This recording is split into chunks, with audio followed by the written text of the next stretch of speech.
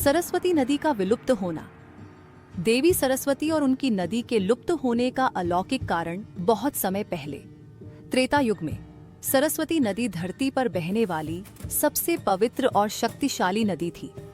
यह नदी सिर्फ जल का स्रोत नहीं थी, बल्कि इसका प्रत्येक कण ज्ञान, ऊर्जा और जीवन का प्रतीक था। ऐसा कहा जाता है कि देवी सरस्वती स्वयं इस नदी में निवास करती थीं। लेकिन इस दिव्य नदी का अचानक विलुप्त हो जाना एक गहरा रहस्य बनकर रह गया। कहानी का आरंभ देवताओं की सभा में एक बार महर्षि वशिष्ठ और महर्षि विश्वामित्र के बीच बहस छिड़ गई। विषय था, संसार के लिए सबसे महत्वपूर्ण शक्ति क्या है, ज्ञान या शक्ति। वशिष्ठ ने ज्ञान को सर्वोपरि बताया, जबकि विश्वामित्र ने शक्ति का समर्थन किया। देवी सरस्वती, जो ज्ञान की देवी थीं, इस बहस का केंद्र बन गई। दोनों ऋषियों ने उनसे न्याय करने की प्रार्थना की। देवी सरस्वती ने स्पष्ट रूप से कहा, ज्ञान के बिना शक्ति विनाशकारी हो जाती है, इसलिए ज्ञान सर्वोच्च है। ऋषियों का श्राप। विश्वामित्र इस उत्तर से असंतुष्ट हो गए और क्रोधित होकर देवी सरस्वती को श्राप दिया, तुम्हारा ज्ञान और तेज केवल स्वर्ग में रहेगा, पृथ्वी पर तुम्हारा अस्तित्व समाप्त हो जाएगा और तुम्हारी नदी सूख जाएगी। देवी सरस्वती स्तब्ध रह गई।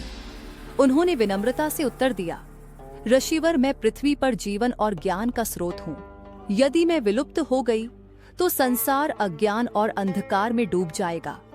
लेकिन ऋषि अपने क्रोध पर नियंत्रण नहीं कर पाए। उन्होंने श्राप को वापस लेने से इनकार कर दिया। ब्रह्मा का समाधान। देवी सरस्वती ने ब्रह्मा से सहायता मांगी। ब्रह्मा ने कहा, तुम्हारा अस्तित्व पृथ्वी पर समाप्त नहीं होगा, परंतु यह छिप जाएगा। तुम्हारी धारा सूक्ष्म रूप में पृथ्वी के भीतर प्रवाहित होगी। जो तुम्हारे जल की सच्ची प्यास रखेगा, उसे तुम्हारा ज्ञान मिलेगा। ब्रह्मा के वचनों के अनुसार सरस्वती नदी धीरे धीरे भूमिगत हो गई। आज भी वैज्ञानिक मानते हैं कि सरस्वती नदी का प्रवाह कहीं कहीं भूमिगत जल स्रोतों के रूप में देखा जा सकता है। रहस्य का अंत। कहा जाता है कि सरस्वती नदी के विलुप्त होने के बाद मानव जाति को ज्ञान और शक्ति के बीच संतुलन का महत्व समझ में आया। सरस्वती अब भी दिव्यता और पवित्रता का प्रतीक है और उनकी गाथा हमें सिखाती है कि ज्ञान ही वह प्रकाश है जो संसार को सही दिशा में ले जा सकता है। शिक्षा। ये कथा हमें सिखाती है कि ज्ञान और शक्ति दोनों आवश्यक हैं, लेकिन ज्ञान के बिना शक्ति विनाशकारी हो सकती है। इसलिए सच्चा नेतृत्व और विकास तब संभव है जब दोनों में संतुलन हो।